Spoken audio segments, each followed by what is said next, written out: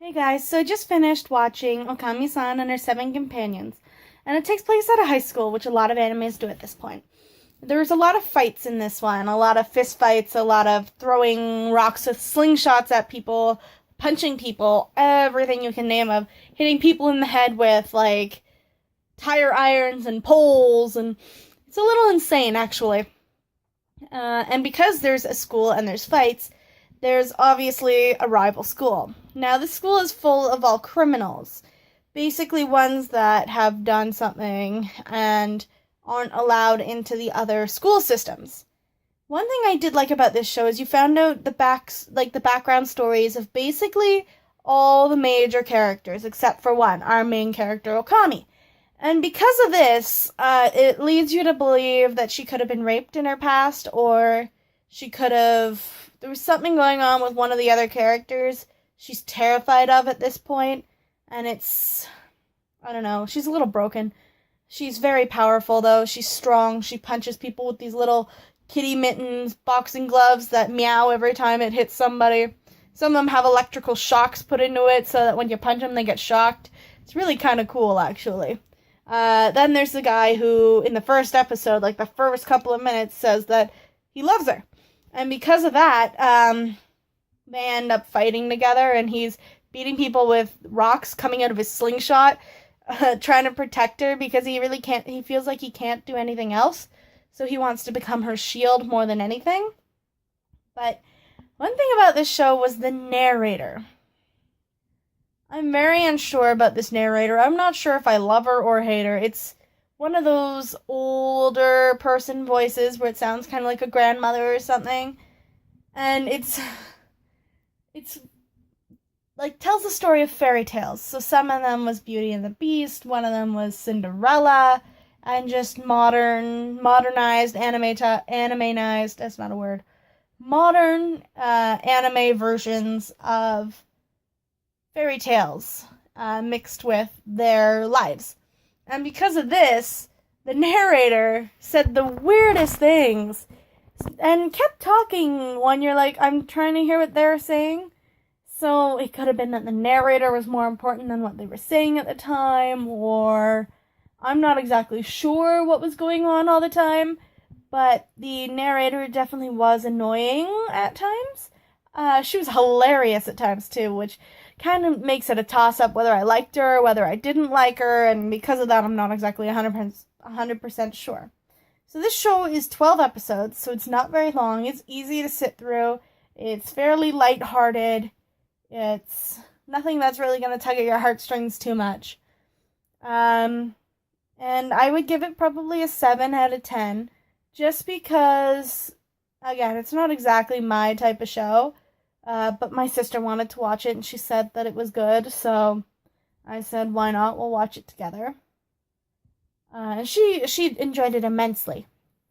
I'm more into more supernatural and action, but I do watch other stuff, and that's why you see reviews like this coming up, because I have watched it, and I do try and let people know what I thought, what parts of it I liked, which I didn't.